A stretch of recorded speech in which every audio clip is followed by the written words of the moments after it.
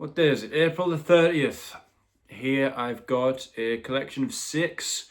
I ordered online from the same seller to get free shipping, to be quite honest, but their selection was too good to turn down, so let me show you. In alphabetical order, first one I've got is this, Something Else. Now this is a classic album.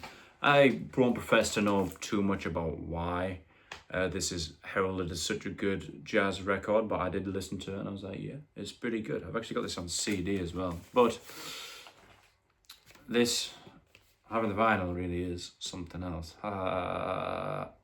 Anyway, one of the best covers that you'll ever see. And here's a bunch of blurb on the back I haven't read yet, but it's got liner notes and stuff. As you might have seen from the hype sticker, it's actually an orange record as well. And doesn't this look sharp? It's kind of that plasticky Hot Wheels orange, which is really cool. Very, very nice album to listen to, which is the stupidest thing one could ever say. I mean, it's very pleasant. It's not particularly challenging, I don't think. It's not jazz in the vein of, say, David Murray or something like that. Very avant-garde, no. Anyone can enjoy this, or they'll consider it music, but I don't. I mean, look at that lineup. You got Miles Davis on there, Art Blakey. I profess I don't know either of the Jones on it, but yeah. Something Else. That's number 1. The second one comes with a lot of shrapnel, which is maybe the first time I've seen anything like this. So this is Girls at Our Best Pleasure. This is one of those kind of late 70s, early 80s girl post-punk kind of things, which are kind of light, very twee based. It's so colourful, but it came with all this stuff as well, which, I mean, what you'd use it for, I don't know. I don't know if it's stickers or what, but look, you got like a little pamphlet, a stencil, in case you're that way inclined. What might be a sticker or might not be, I can't tell. You got some postcards. Like, my gosh, what does this even say? The initial letters of the object in the boxes spell out the name of a very famous pop group. Can you find them?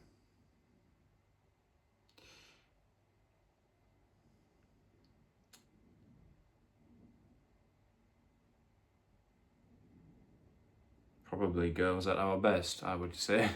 Anyway, and then you get this sort of, yeah, postcard, as I was saying. I can't believe that took me more than 1 second to figure out. Adoy. Alright, but besides that, which is really, really cool to have, what I'll do with that, I don't know. You got the record itself. Now, isn't this cool? I love colourful ones like this, but it's just, I could just look at it all day. It came with inner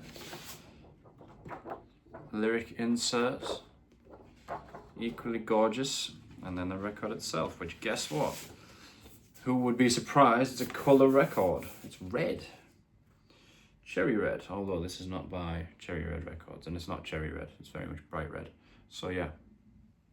I only heard this album in full once. I thought it was pretty good. But just from the packaging alone, I'm like, damn, maybe I should really get into this group, despite they only had one album. The power of marketing.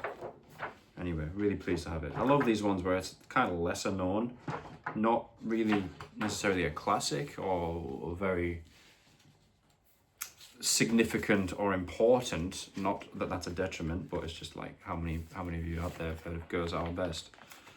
Maybe some, but probably not as many who have heard of, say, Miles Davis from the previous record. You know what I mean? What is the point I'm trying to make? I love these sort of lesser known ones, you know. Oh, what's that? Instead of, yeah, of course you have that. Which, I guess, brings me on to the next one, which is an absolute classic, which is Red. King Crimson. Certainly among their best albums. Whether it's the second best, I don't know. I don't think anything can beat Court of the Crimson King. But this is probably my second favourite. Very heavy. I mean, this is it's not really a precursor to heavy metal, because obviously there was metal already in 1975, but for a prog group, or for a band that started off with, you know, well, I guess 21st Century Schizoid Man, I guess they were always pretty metal. But anyway, this is a 200 gram,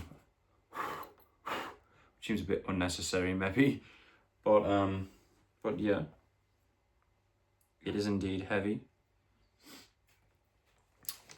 What was I going to say? Oh yeah, King Crimson. I've just appreciated recently like how ridiculously different the King Crimson albums are. Like I heard Discipline yesterday again, and it's just like, how was that the same group? That's literally a Talking Heads band thereabouts, but with a bit more rhythmical nonsense. Wild. That the same band who did Moonchild come up with something like, you know, frame by frame. It's kind of wild, and also Starless. And the other songs from this album. Really, really good. I was frustrated that it took me that long to try it the first time I'd heard it. Okay. Next up, this is the reason I've got this haul in the first place. So I was unsuccessful getting this in a physical shop, but it seems like they didn't sell out immediately. There was plenty to choose from.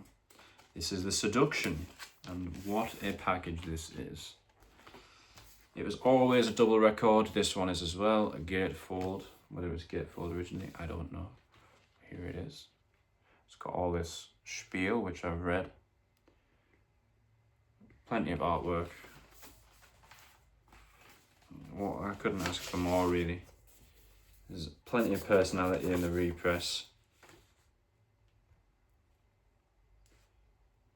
An original was fetching something like 90. This was like 40.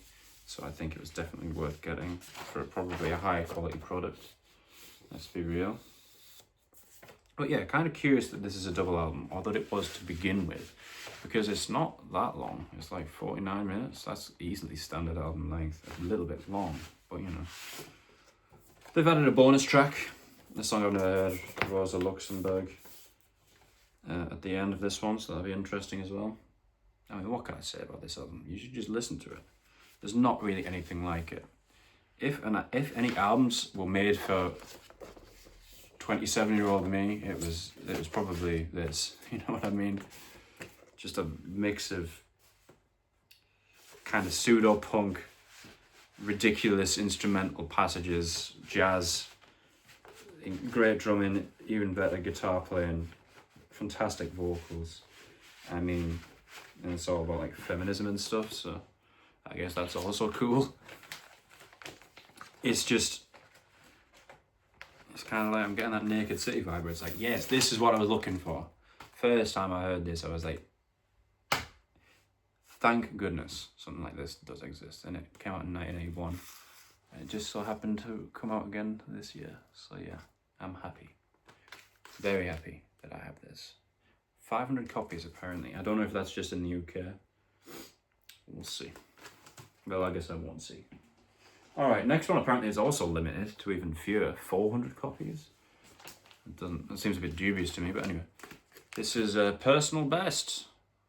Speaking of feminism, I don't know if this is really feminist at all, but very girl-oriented, I guess you would say. I don't know what the point of saying that was, but anyway, yeah.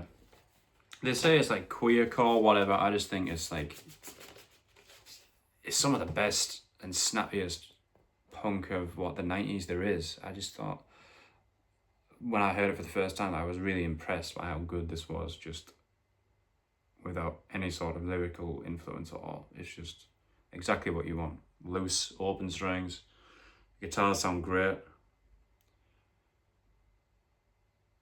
And it comes on this orange record, which is a bit more of a yellowy orange.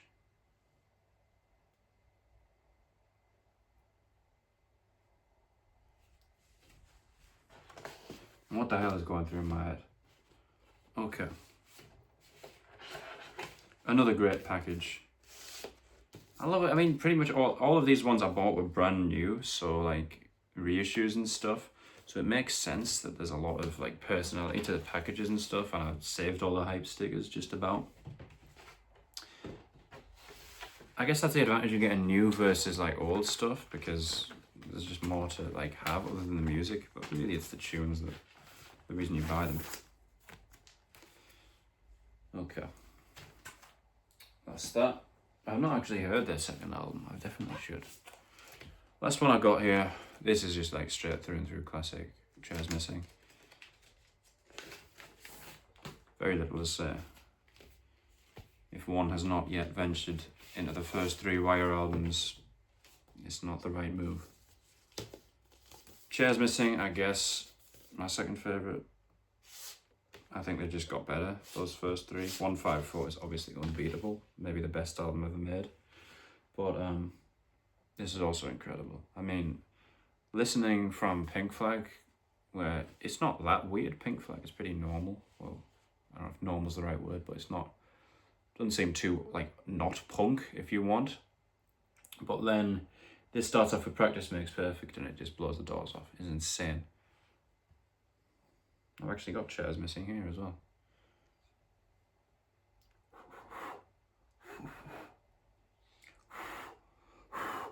I don't know if you're supposed to blow on records, are you? I have no idea. I'm doing it anyway. So that, yeah, it remains. Pink Flag remains as far as Wire goes. It's no more expensive. I just haven't got it yet. I still don't listen to my 154 or Double Nickels, considering they were my first 2 records with the exception of Sgt. Pepper's. Anyway, I've got another very cool set coming soon, so I'll show that off then. That's it.